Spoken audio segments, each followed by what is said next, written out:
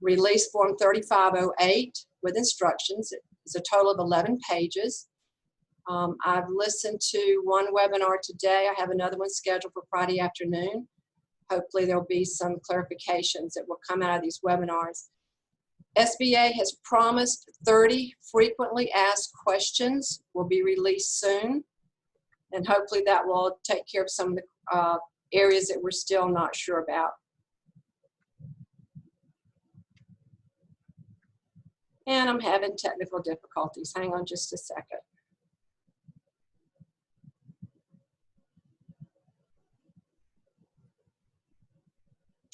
We're going to review very quickly the uses of the payroll funds, because there's a couple of points that we're going to come back to. From the beginning, we knew that it would cover the employee payroll cost, which is salaries, wages, and tips, up to $100,000 annualized. Part of the expenses that are classified as payroll were those healthcare expenses, which would be the health insurance, dental, and vision insurance. We've got to remember, though, that the employee payroll costs are the FICA wages.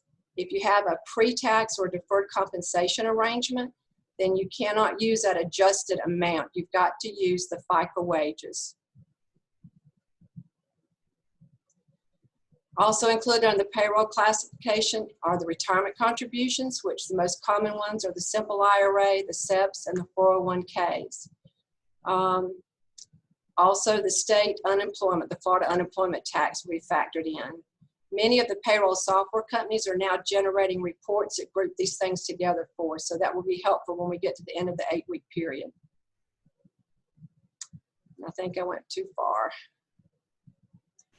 The 8-week period is referred to in the instructions as the covered period. It's 56 days, and our understanding from the beginning is that the first day of these 8 weeks would be the disbursement date of the funds.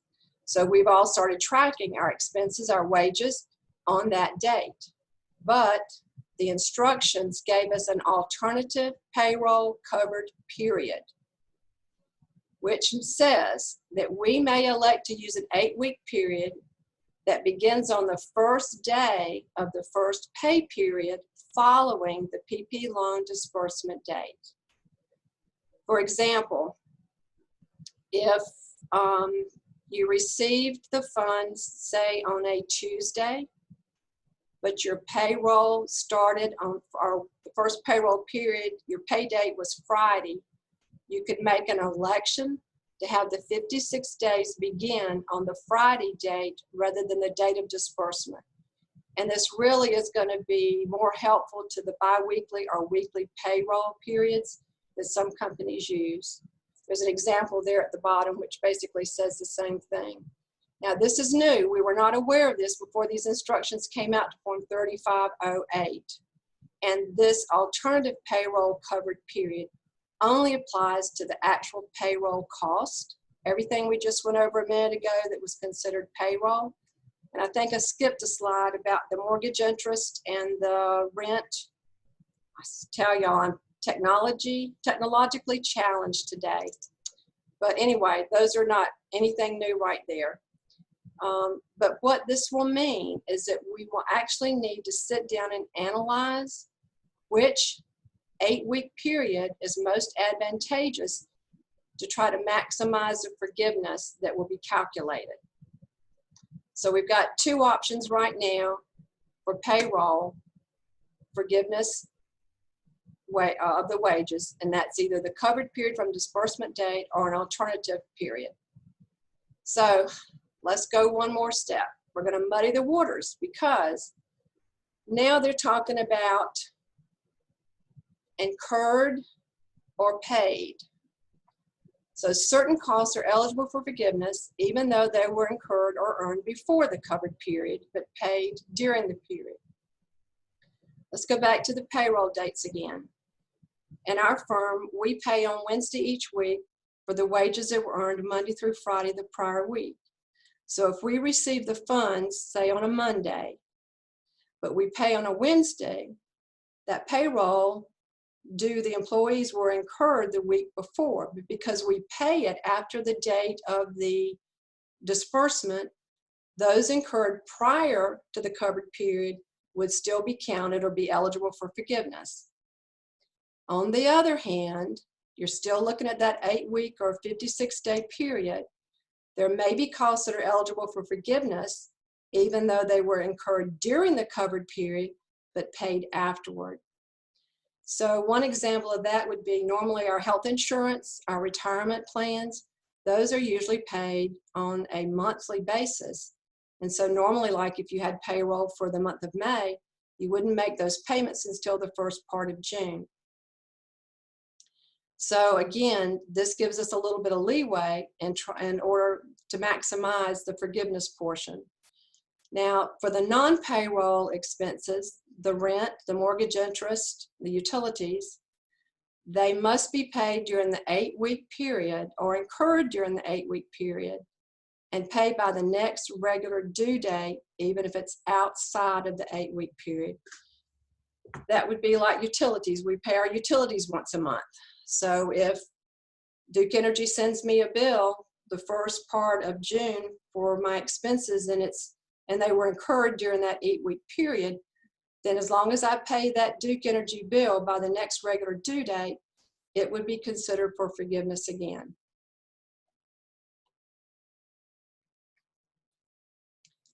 Now, we're going to have to provide evidence of the different things that we've paid.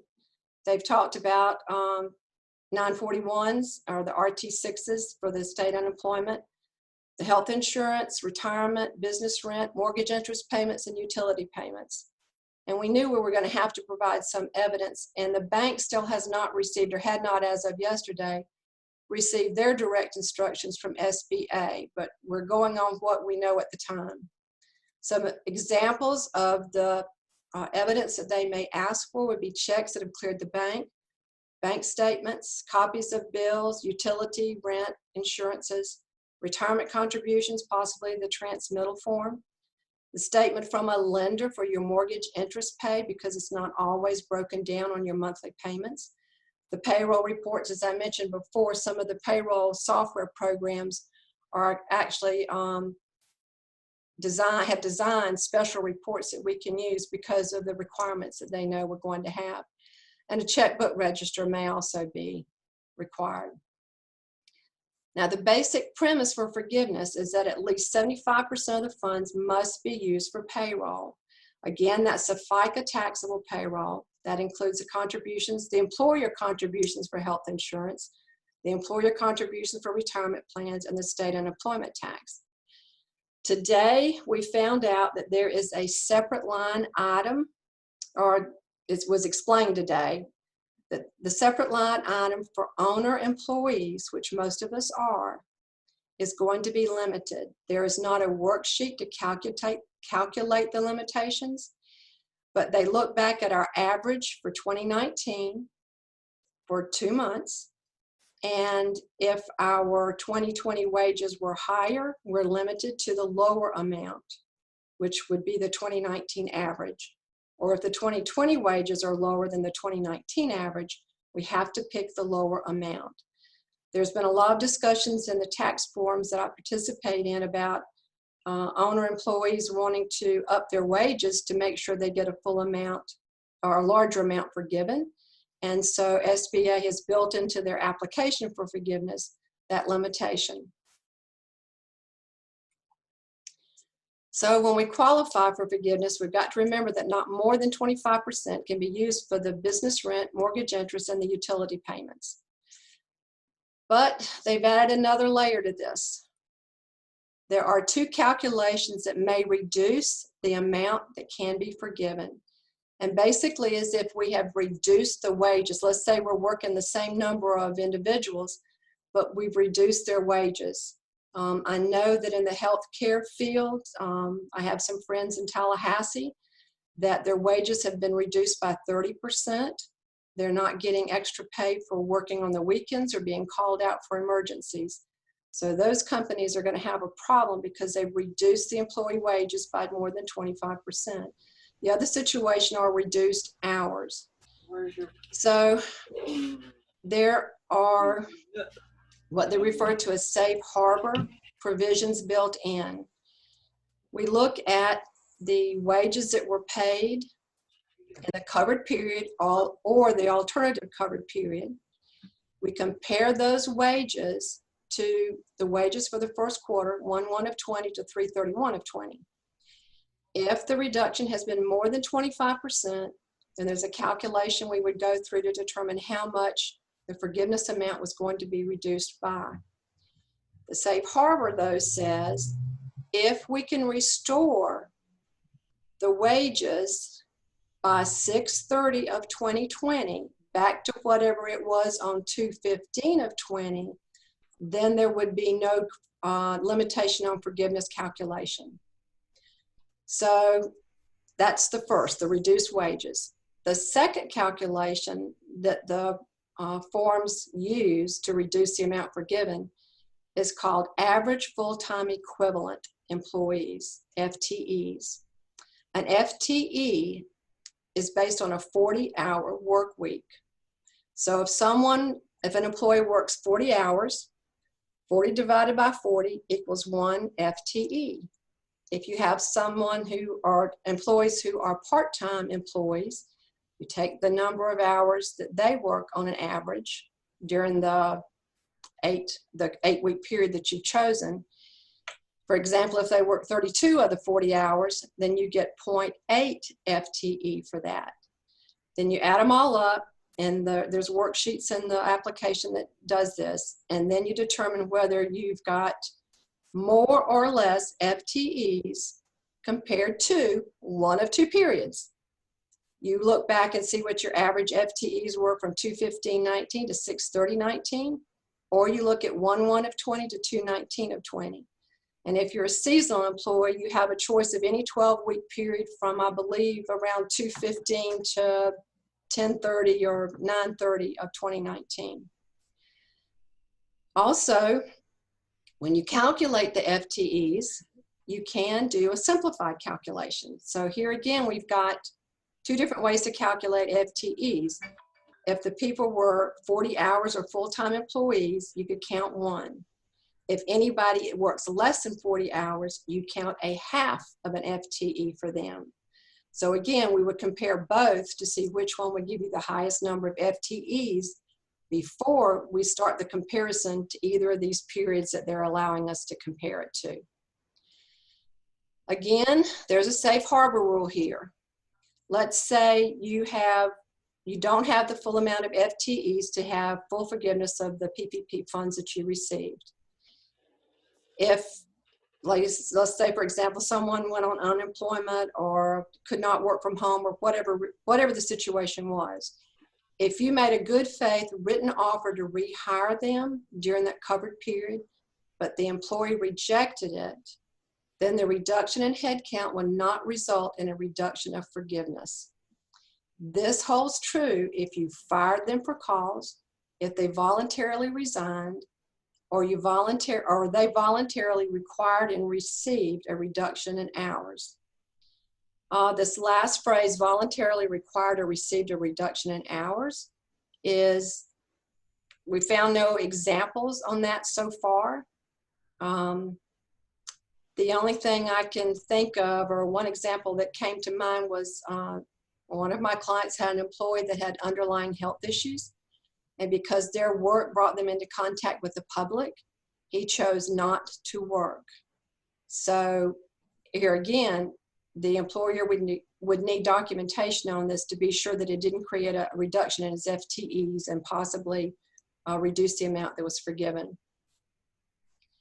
So once you've filled out the form and you know what percentage should be forgiven, or you're asking to be forgiven, then the funds that are not forgiven, the amount that's not forgiven, may be returned, or you could continue on with the term note for 2 years at 1%. Most of, all of us who obtained the PPP funds had to sign a promissory note at closing when the funds were to be dispersed. So this is strictly my opinion. A lot of us are uncertain about the next few months, even when the stay-at-home order is lifted and we can go about business as usual. If there are any uncertainties about whether your business level will go back to what it should be or what you expect for this time of year, then this is some of the cheapest operating capital that you can obtain at 1% for 2 years, especially since there's no early payment penalty. So let's say if we decided to keep the funds that were not forgiven, and 6 months down the road, everything seems, or we've gone through the next flu season probably, and everything seems to be holding steady or strong in our business, then we could always repay the balance that was due at that point in time. So I'm not saying to keep the money if it's not forgiven, but it certainly is one way to have some operating capital for the next few months if it's needed. And one benefit too is that the first 6 months of interest is going to be paid by SBA, so that would be some benefit too. So you all can see here that record keeping is going to be critical. We need to track and identify the disbursements that qualify as being used for the PPP funds. We need to keep an eye on the running balance. I'm going to try to touch base with everybody around 6 or 7 weeks of the disbursement date and see how things are going. If it looks like we're going to make the 75% of payroll cost. If you had a separate account for the PPP, the suggestion was made to identify each transfer made from the separate account to your operating account, actually annotate it. It was also suggested that the transfers be made separately. You transfer whatever your gross wages were for the week and label that. When you pay health insurance premiums, you would make a transfer for the health insurance premiums and label that. So again, if you pay other than weekly, then you really need to review your payroll costs before the 8 weeks are up. Now, Form 3805 itself is only 2 pages, but there's a Schedule A that has to be filled out, which is 1 page. There's a Schedule A worksheet that has to be filled out, which is also 1 page. And when I'm going to tell you where the form is at. I've got it up. It should be up on the website later tonight, or I can email it to you. But you actually work the form backward. And you start with Schedule A worksheet, page 1. And that's where you're looking at those FTEs by employee. It's got to be calculated for each employee. Certain figures from there flow to the Schedule A, and then figures from there flow up to the schedule for the Form 3508. At the top of the 3508 is basic information, SBA loan number, the bank loan number, the amount of funds that you received, basic information about your company.